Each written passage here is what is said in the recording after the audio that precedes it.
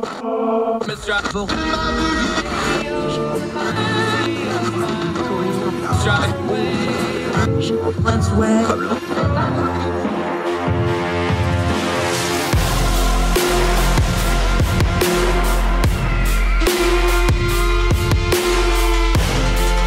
your host, Andrew Donaldson. This is Heard Tell. Yeah, welcome back to Heard Tell. Okay, she's becoming one of our favorites, but that's for good reason because she is great and wonderful. She has a couple of our long forms on communism and on Machiavelli, her favorite subject. Make sure you check them out. But we're going to talk a little current events today. She's been writing in Reason. Amanda Griffiths, she's back. How are you doing, ma'am? I'm wonderful, Andrew. Wonderful to talk with you and your listeners. Yeah, we love having you on. Okay, we got some trouble out in your land out there in California.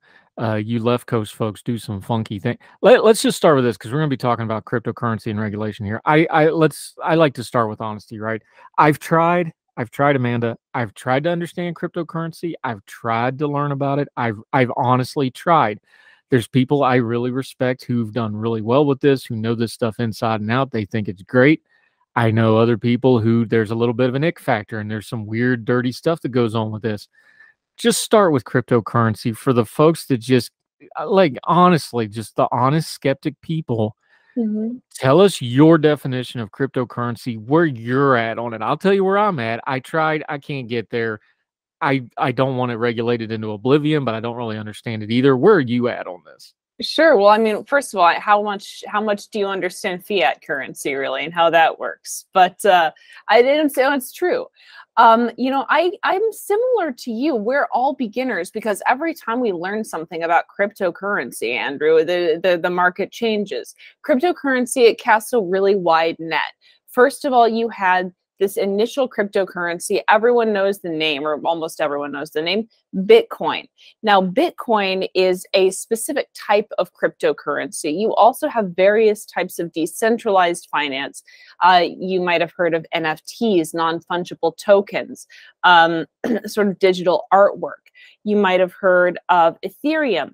Ethereum is a completely different type of cryptocurrency than Bitcoin, for instance, because it allows creators to build various platforms, to build other coins. And everyone's asking, well, why does this even matter? Why do I care? Cryptocurrency initiates not just a new advent of currency competition, where people who are in regimes with unstable currencies or currencies that they don't trust can exit those regimes, exit those currencies, and try out other forms of exchange. Currency competition in this regard also allows us to really rethink what the way that we denominate value can mean. That's a very broad, very intellectual answer for you, but I'm excited for the potential of the cryptocurrency and what's called the Web3 decentralized finance space. First of all, because of the accessibility options that it provides people who don't have a stable either way of storing assets, or even when their fiat currency isn't a stable store of value. And I'm also excited for the way that it changes the way that we think about how we express value. Not all cryptocurrencies do the same thing in terms of why they're valuable. So cryptocurrency, hugely wide net, and there are a bunch of different types. Yeah, Amanda Griffiths joining us. Web3 is a whole different beast. That's like trying to explain the entire Marvel Cinematic Universe instead of just one character or even one movie. Let's put that to the side for a second because we'll really lose folks. You lose me. I honestly. Yeah, you know, this is your area of expertise, though, the relationship between the individual, the market, and the state. All economics breaks down to the relationship between the individual, the market, and the state. We're going to Reader's Digest this so even I can understand it, and then you can explain it to folks. The idea between crypto and the selling point, you just touched on it, was, well, we're going to back the state off, and this is going to be more individual to individual and individual to market, and the state's not going to be involved. Critics like me, being upfront here, was like, well, that's going to be okay for a while, but at some point the state's going to come for this. And that's where we are now, where it was inevitable there was going to be friction, because when you set something up to reduce the role of the state in a currency You used fiat. That's another term you can break down. This is probably a good way to explain it. At some point, the state was going to come for this because there's no way they cannot coexist. They're going to have friction. That's what we're seeing now, like in California, like in the EU, like in other places. The states and the governments are coming for this currency. Yeah, and to a certain extent, they can. There are certain types of cryptocurrencies that can be monitored, can be regulated. There are other types, like Bitcoin, that really can't. But what is true, and what you touched on, to be fair, is that when you have states coming for, going after cryptocurrency, anytime you have, let's take it out of cryptocurrency. Anytime you have a government, a centralized body coming in and saying, we're going to centrally plan this, we're going to manage what businesses can and can't do with this operation, then what happens? If you've got people, if you've got a stock market, for instance, what happens when the government tries to overregulate the stock market or private companies? Well, what happens is that a lot of times traders will exit, and that will put downward pressure on that market. Now, sometimes there needs to be more trust in the market, so people are able to say, okay, I actually trust that this is being regulated a little bit more. I'm going to buy in. But because with cryptocurrency, the entire pitch is we're exiting this other institution, this fiat institution, this idea of a centralized central bank setting the price or setting the value of something arbitrarily. When those same regulators come in and say, we want to monitor, we want to police, we want to track these users, that again, that's going to put downward pressure on the crypto market. So anytime, for instance, you have a huge state like California, a very populous state like California, that is denied access to various types of cryptocurrency or cryptocurrency competition and exchange, as there was a bill recently that attempted to do that, you are going to not just have problems in California with California investors and what they're able to do. That bears on the worldwide crypto market, because you are cutting off a lot of potential investors from and potential creators, right? Developers from the overall market. You're cutting off really infinite avenues for innovation. We don't even know what we don't know.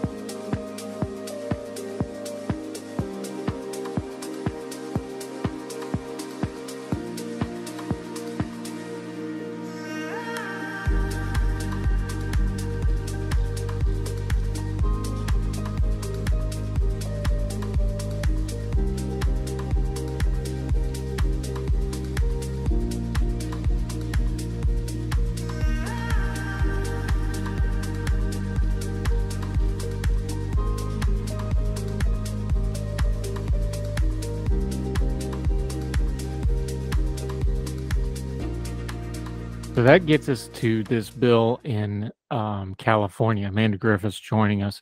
This bill in California, before we get into what happened, let's start with what it is. We need to walk through this kind of slowly because there's a couple of layers here. AB 2269. This was a Democrat-sponsored bill. Of course, Democrat has supermajority in California. What the Democrats want, they usually get within a few minor, sometimes the constraints of the law, sometimes the opposition gets a little wave at when they go by on things. This got pushed through pretty fast. What was actually in this bill before we get to what happened after the bill was passed, AB 2269, this cryptocurrency bill? Yes, AB 2269. So this is a bill that is very similar, if your listeners are familiar with, and it's okay if they're not, familiar or at least heard of New York's BIT license law. If anyone has talked about cryptocurrency and how how easy it is to deal in cryptocurrency in New York. It's not great. A lot of it has to do with the bit license law. There are two main problems with AB 2269. Now, one of them is that it would have forced all cryptocurrency exchanges to apply for and obtain state-issued licenses in order to operate in California. I will break that down a little bit more. A cryptocurrency exchange is a platform, any type of platform, like an app or a website where cryptocurrencies can be bought, sold, swapped, anything at all. Any place where you exchange, think of any place where you exchange money, or any place where you swap different types of currencies. You go to the airport, you have a currency exchange. Cryptocurrency exchanges like that, and a lot of times it's digital, it's on an app. Coinbase is a very famous cryptocurrency exchange, but there are also kind of smaller, more niche ones.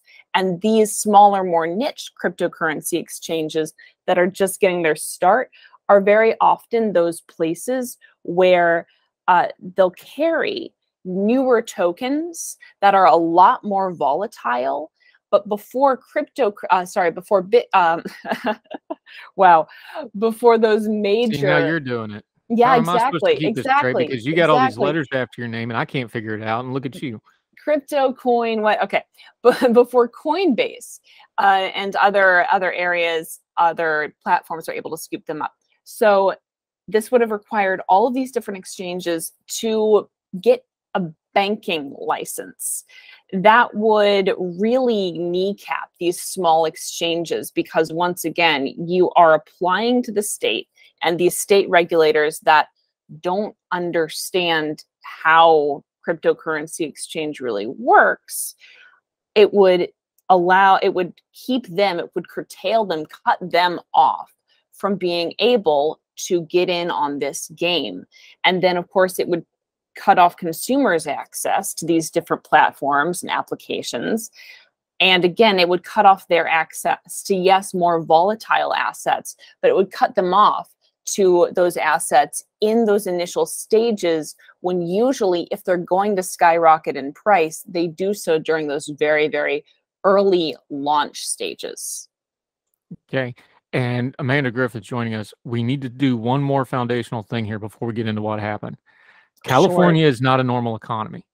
California is the largest subnational economy in the world. What do I mean by that?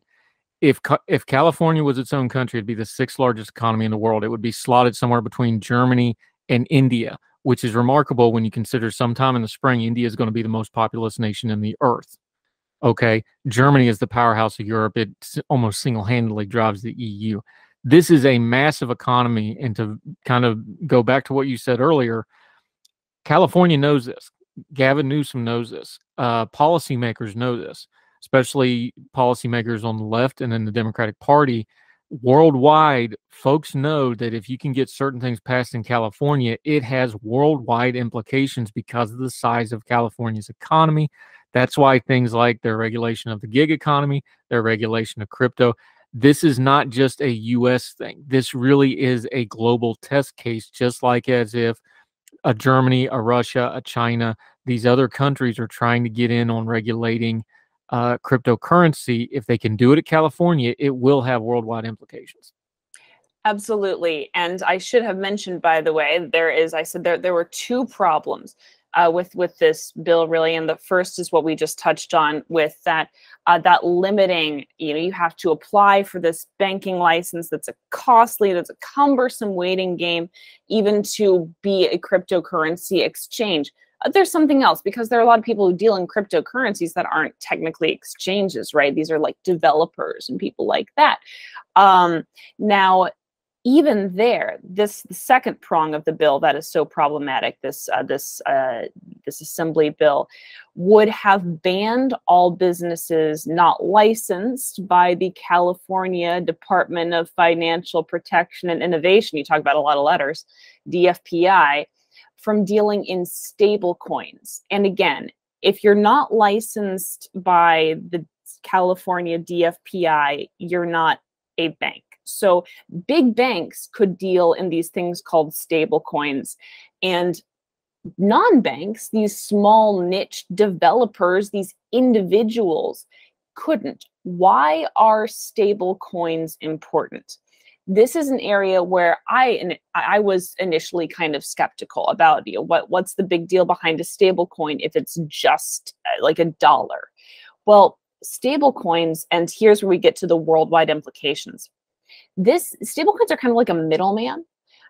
They allow exchanges and developers to convert tokens and transfer information. If you've got a platform that holds US dollars as an asset, which just about every crypto platform does, if they hold them on reserve, usually those dollars are stored in the form of the stablecoin USDC, which is the digital US dollar token. It's pegged to the value of the US dollar. And again, stablecoins are pegged to these more stable stores of value like the US dollar, and that makes them a little bit more secure. Why don't people just use dollars? Well, partly because they're easier to transact. They're easier even than a credit card. You don't need to have access to a bank to have access to a stable coin, which is great because there are a lot of unbanked and underbanked individuals in this country and around the world who don't have access to lines of credit and who don't have safe access to banks, who don't know that their money is even going to be safe in a bank. So they have been able, for the first time ever in history, to use things like stable coins that are essentially the same thing as a dollar or another type of currency to get in and actually have access to financial independence and to be able to buy things. In Ukraine, for instance, these things have been a godsend to people. So stable coins are immensely valuable all around the world. They're so much more secure. And again, with stable coins, this bill here would have banned any business that's not licensed by the California Department of Financial Protection and Innovation from dealing in stable coins. That if you're dealing in cryptocurrency, you're dealing in some level on stable coins because a lot of conversions are taking place somehow through that middleman of a stable coin. This would have basically cut off Californians from crypto and decentralized finance development and access. Would have been very damaging.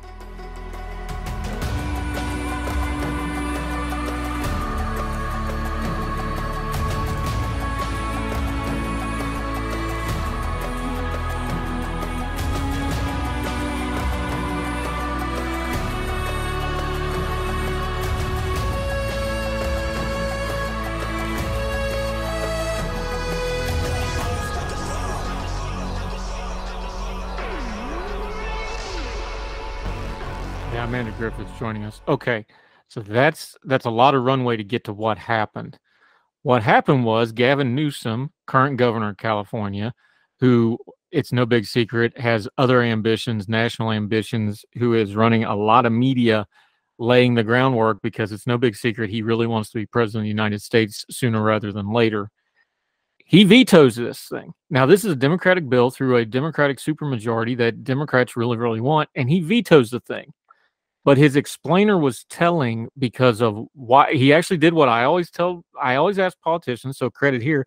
He was very specific on why he vetoed this legislation, but the answer is not what cryptocurrency folks are going to want to hear, was it?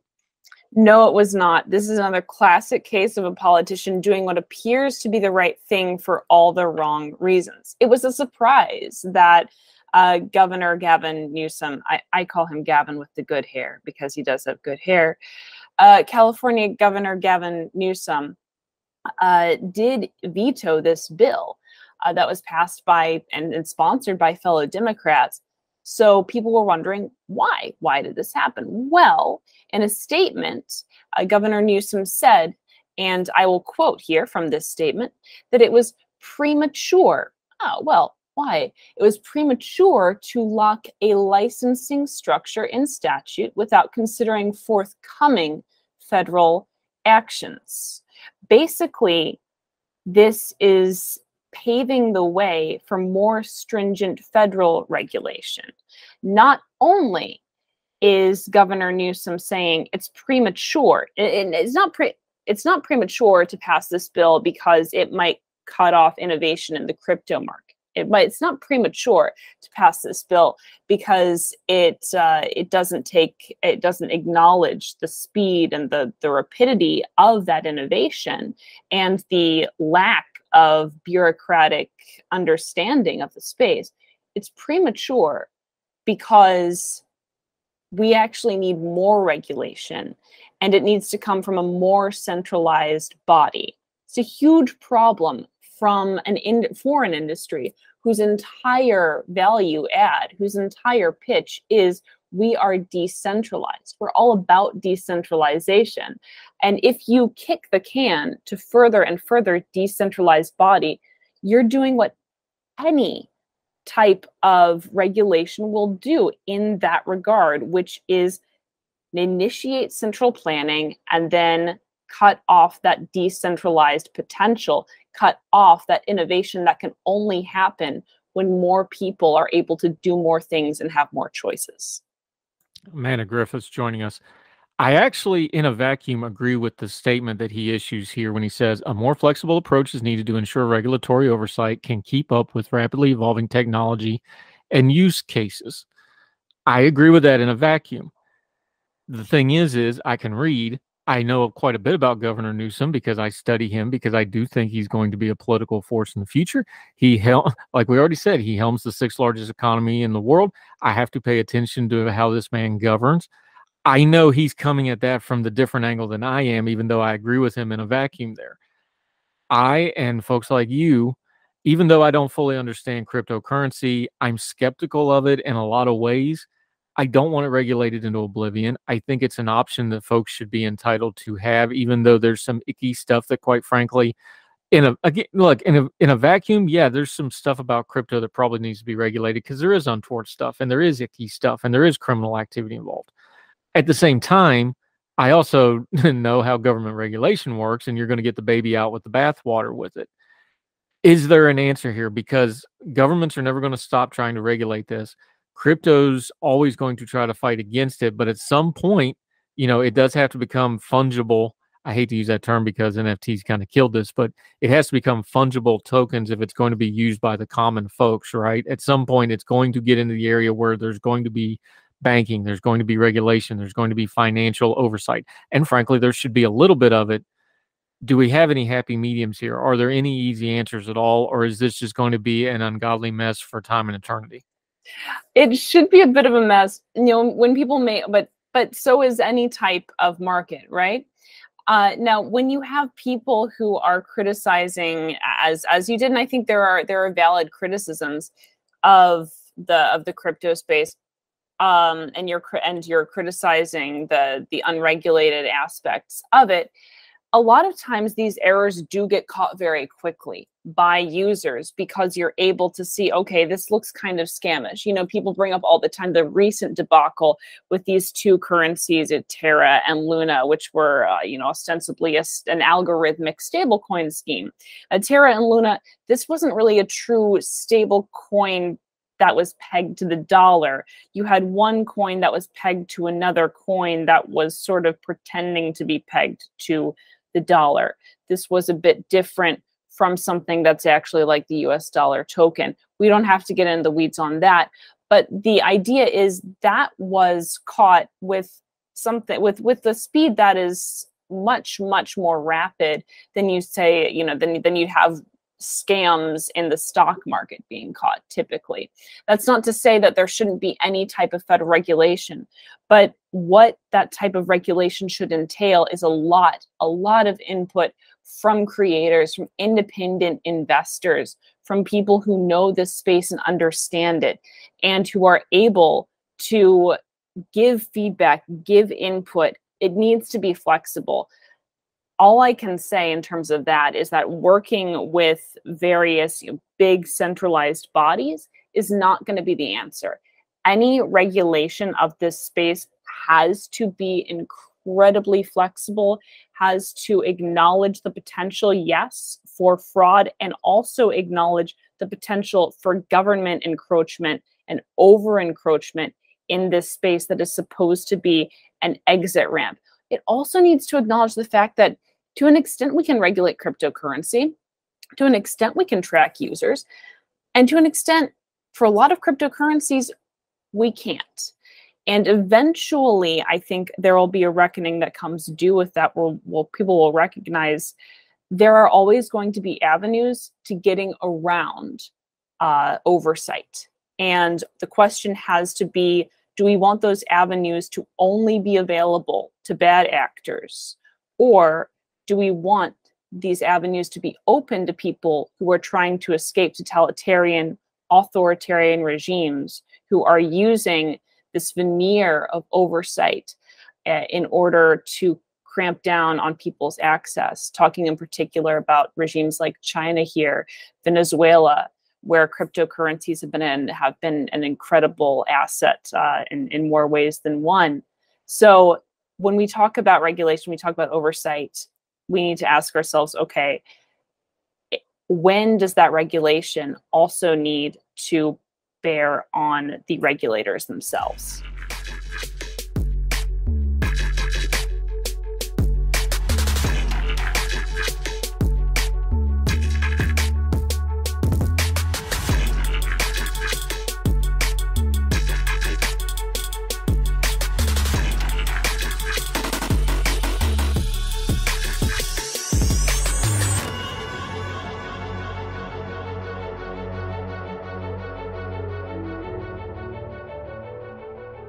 Yeah, Amanda Griffiths, that ties into how you ended your piece that, if you're regulating because it's not a bureaucratic enough regulation, that should be a red flag to liberty-minded and freedom-loving people.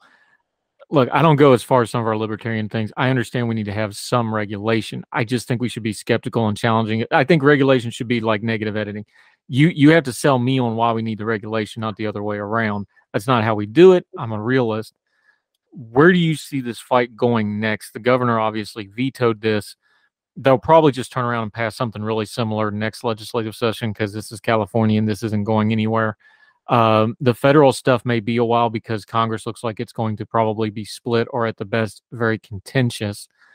Where do you see this going next?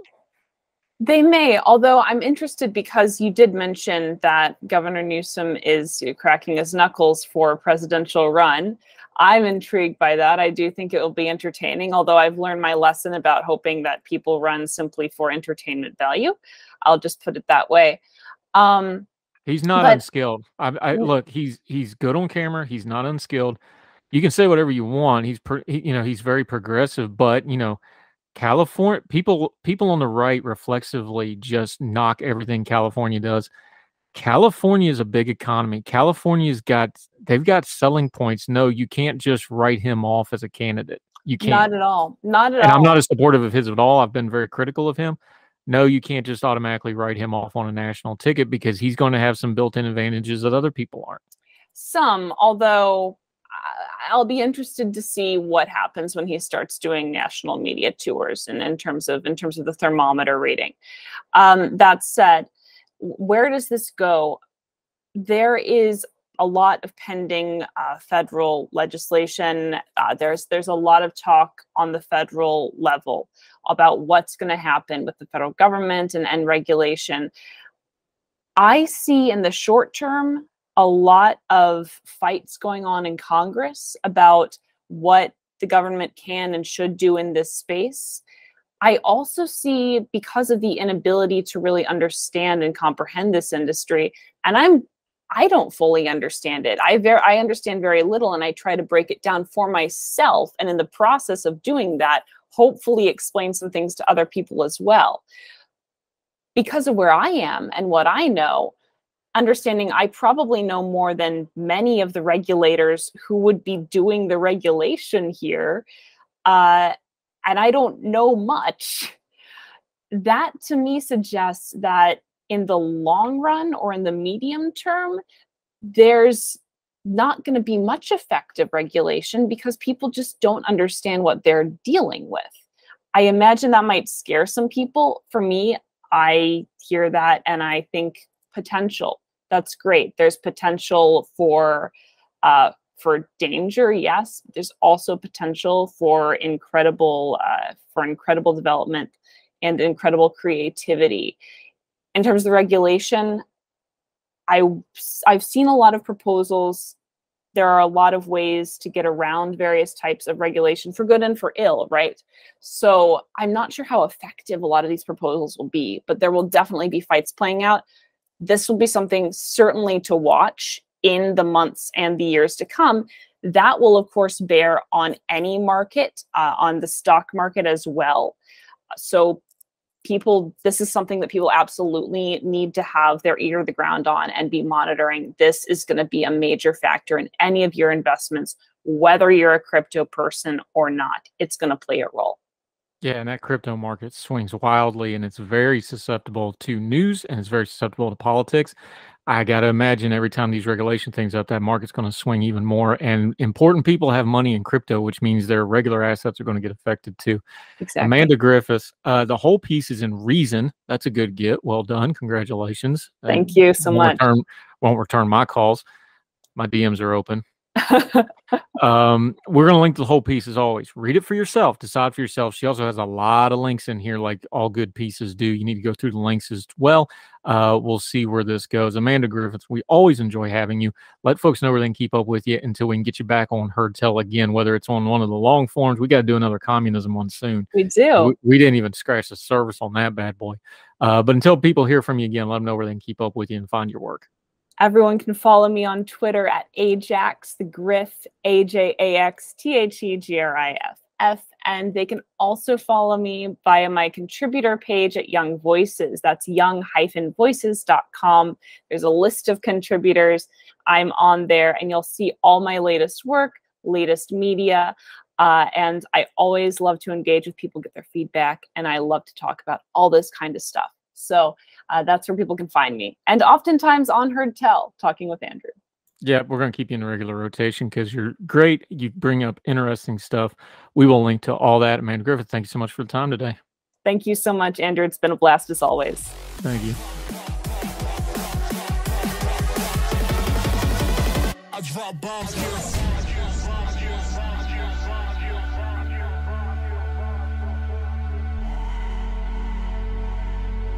Now let me see you go off like a bomb.